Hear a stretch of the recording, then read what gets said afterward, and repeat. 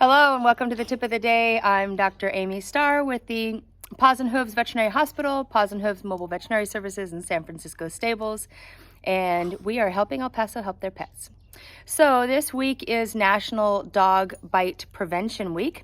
So I thought I would go ahead and do a little video on how to prevent dog bites, from happening. So I've got Bud here, who's my old rescue guy, super sweet, but can look pretty aggressive as he goes charging and barking towards people. And then once you talk to him, he's just a love, great with kids, with anybody. And then we've got Chai here, who's a rescue from the shelter and a lot more timid, and also looks very ferocious and stuff. So one of the main things is to think of your dogs through other people's eyes. So first of all, obviously our dogs are great with us. They're not going to bite us.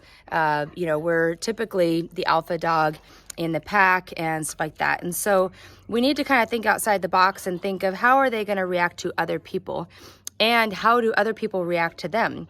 Because since they don't have a verbal language, everything they do is off of body language, cues, noises, things like that.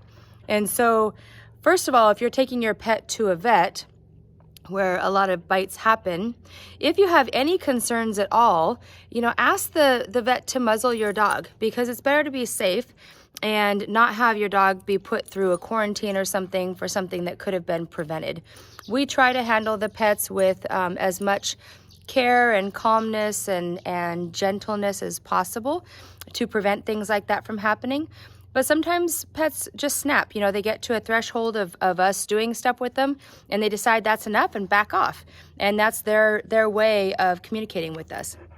And so, if that is a concern at all, or if you just don't want that to be a concern, then there's nothing wrong with asking for the vet to go ahead and muzzle your dog to be on the safe side. The second thing is when you're out in public with your dog, there are several different things that you could do. One, please maintain your pet on a leash at all times, because even though your pet is really good, maybe really good with voice command, you don't know what type of situations you're going to get in, and you don't know if other people have their dogs trained with voice command. So for example, my little one, I know she's going to stay by me all the time, but if a dog goes rushing towards her and tries to attack her, one of the things I can do to keep her safe is pull her up by the leash and get her in my arms. And so having them on a leash is very good. You can step, if the dog is going crazy and barking at somebody else or something else, step between the dog and that person. Don't keep pulling on them and telling them no, because pulling on them, you're getting anxious, they're feeding off your anxiety. You're giving them signals of kind of actually making that situation worse. Whereas if you keep a low tone, a mellow tone, step in front and say nope and walk towards your dog facing them to make your dog back up. That's a really good technique that you can do. Put a little jacket on your dog and put a sign on saying, please do not pet. That's a good thing you can do. So there's a lot of things that you can do when out in public, at dog parks. If your dog is not great with other pets, then go to dog parks when there's not a lot of other pets going on or around there.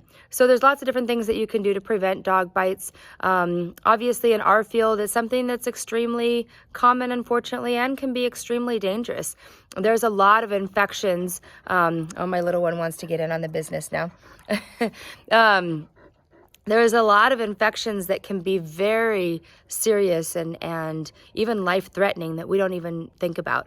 And so, prevention is always the best.